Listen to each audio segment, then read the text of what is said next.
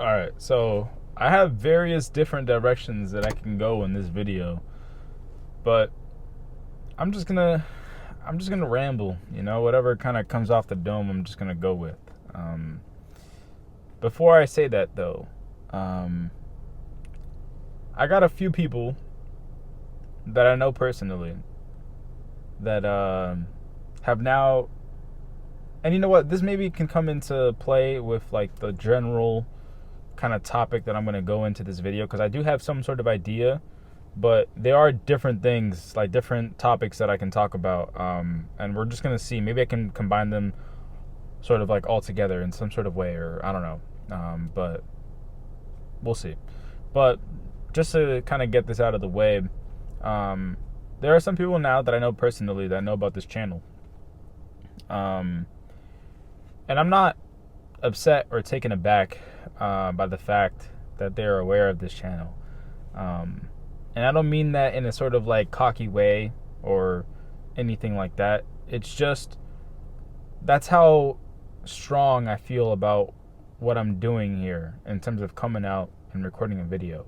Um, it's something very simple. It's not like I'm doing anything out of this world. It's not like I'm doing something um, that's magnificent or crazy or anything like that.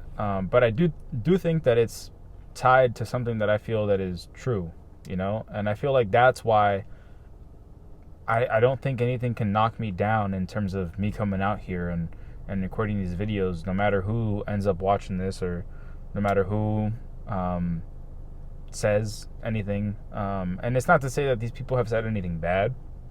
It's just more so like, I kind of wasn't expecting this to happen, but not even expecting it to happen in a way that it's not something I could have predicted or even thought of. Like, I just didn't think it, and since it came up, it was like it kind of threw me off a little bit, to the degree of like, I don't know, it kind of made me feel like, oh, that's interesting. I don't know.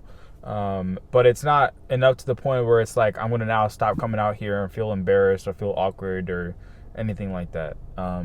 And I feel like that's how you know something is true to your nature, true to your truth. Because if you love something so much, if you love something so much, then it doesn't matter what other people think.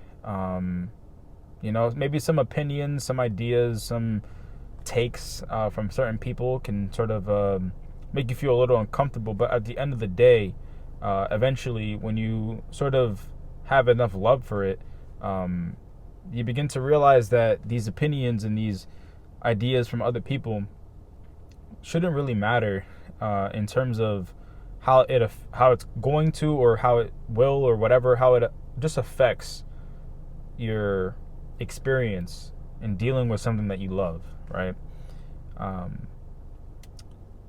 It's very kind of indescribable for me what it is exactly that I love. There's no words to it, at least that I can think of.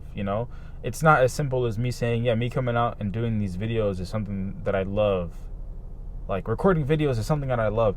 It's like, it's almost like it's a part of it. It's a part of it, but it's not the big picture. It's not the big picture at all, and I don't know what the big picture is at this very moment. But I've mentioned it in videos before. By the time that I reach my deathbed, or by the time that I am reaching death, and hopefully it's in a way that's where I'm like old and just naturally going out. That's how I would hope to go out. But if let's say it does go that way, right? Where I go out naturally at the age of like 90 or something, I don't know. I would hope, or I would imagine, that by the time I reach that point, that the full picture has fully uncovered itself and that I'm happy with it, So there are some friends, I told my closest friend, I'm not going to ever mention any names, but since they know of these videos, and not just him, but this close group that I have, they now know of these videos, and they shared with some of their peers that I have these videos. There was even a girl that I made a video about, that we went on after our first date. I came back and I made a video talking about love and how a great, strong foundation is really important for a long-lasting relationship. She knows of these videos too. She in fact watched that video, and it kind of threw me off because I was like, oh man. But at the end of the day, truth and how someone reacts to your truth is going to speak volume of sort of like how that person appears in your life, you know? If someone disrespects your truth, me personally, I just don't think that is someone that belongs in your life. And that can mean a lot in whichever way you want to take it. But I'm just putting out the standard that I have for myself, you know? In these videos, I don't talk about things how I would envision it for everybody, you know? And sometimes it may come across like that. But ultimately what I'm doing with these videos is really coming out here and just setting my standard out to the world in terms of just telling you, the viewer, these are my standards. This is what I live by. This is my truth. This is who I am. It's not me pretending. It's not me wishing. It's none of that. It's truly who I am.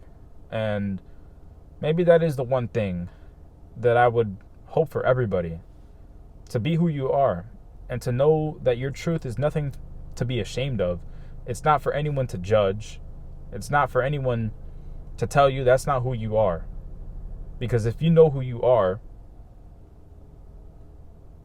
then you know that that part of yourself, and I know that sounds kind of contradicting, but just let me get the words out.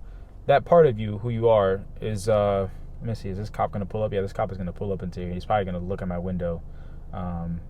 You know, it's funny because I did record a video a little while ago where I talked about how a cop, I thought somebody knocked on my window. And I thought, hold up, yeah, this car is looking right at me. He's probably like, what is he doing? Literally parked right in front of me, looking towards my car. So that's a little awkward. They're probably going to come in here and probably ask me what I'm doing. There's a whole other car parked in this parking lot too, by the way. The fact that he parked in front of me is a little concerning because I'm just like, now, like, what's going on? Like, I'm not the only car here. Why'd you just have to center me out like that? But I mean, I figured that at some point it would eventually happen, you know? And I don't know if this car is he going to come over here? Or are we just playing iTag right now? I don't know. I truly don't know. Yeah, I think he just opened up his car. Maybe I'll cut this part of the video out. Let's see what they have to say. Yeah. Oh, boss, how you doing, man? Good, how are you guys? Doing well. Alright, so I don't know exactly how I'm going to edit this video. Like, the two cops are really cool. You know, one of them was just kind of like trying to understand like what I'm doing here, like why I have the light, why I have my phone up. You know, I sort of just explained it to him, and he was just really cool. You know, like before he left, he was like, "Have a good night, man, and keep it up." You know, like he just he supported what I was doing at the end of there. And you know, I've recorded these videos before, and I've always mentioned like at some point, this is now the second time that it happens. I'm definitely gonna cut the video just because the entire interaction, you know, they asked for my ID and like where I live, kind of thing. I don't think they asked where I live, but you know, they wanted just for the record, like just to make sure that, because some people do come up here in this parking lot late at night and they just do kind of like suspicious things, I guess, according to what the officer said. So I'm gonna cut that out because I'm not trying to put any of my own personal information out there, but you get the point. Back to what I was saying, right? I think sticking to your truth is something that you should live by, and the perspective of other people shouldn't knock you down. These two officers coming to me just now and asking what I'm doing here, I had no reason. There was nothing a part of me that felt ashamed of answering the question. Now, don't get me wrong. I think to some degree, protecting what you feel is sacred is very important, because I did talk about this in a different video where I was at work and then some guy that was also at the same place working with me, just not somebody that I see typically like on every shift because he was covering from a different store. You know, he was asking me similar questions as to these cops were, but more trying to get to know me, whereas these cops are just trying to assess the situation, you know? So I didn't mind giving these officers, you know, just the answer to their questions, because, you know, they were just trying to assess the situation, just making sure that, you know, whatever I was doing here, and, you know, they were like, is anybody in the vehicle? You know, like, kind of, like, it was just me in here, you know? I don't think they were actually looking for somebody else in the vehicle, but I'm sure that they were just trying to assess the situation and make sure that everything was okay, you know? I don't think it was something necessary to do, but I didn't mind it because I'm just like, you know what? Like, this is just how it goes here where I live, and that's just how it is. Now, maybe I should have asked if maybe there's a way that this could be avoided, because I was kind of in the flow of speaking. That's probably the only thing that I could really say that I didn't like, that my flow was kind of cut off. But that's totally fine, you know. Sometimes in life, something's just going to appear and stop you from the flow state that you're in. And then you'll just gradually build your way back up. You know, there's time to reflect. There's time to be able to process. And there's times where being in that flow state is just going to really flow. And then it just drops. And then it just comes back up. That's totally fine. It's a part of this process of being alive, you know. So I think that's basically how I'm going to end it. You know, like, this second recording is less than like 5 minutes long, but you get the point. You know, stick to your truth. Stick to who you really believe you are. Not just believe, but to who you, like, really stick to who you know you are, you know? And who you really are. Because when I say stick to who you really know you are, I'm kind of pointing to something, but it's always much deeper than that. It's always much deeper than that. And at that point, it's just a whole different thing that is kind of difficult to talk about. But at least to the part of you that you know who you are, your story, the person who you are. We came into this life with with something, a gift. Like, there's something that we came with.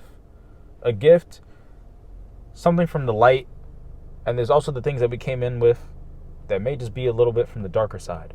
All right? There's a balance. There's always a balance. Now, the person that you came in here to be, your purpose, that's what I'm referring to, okay?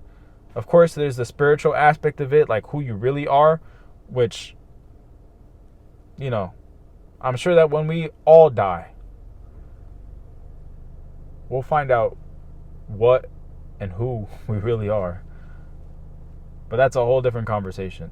I'm just more speaking to the story that's unfolding here. Love that story. Love it. Because as far as we know, you only do it once. That's it. Now go enjoy your day. I really do mean that. That's it.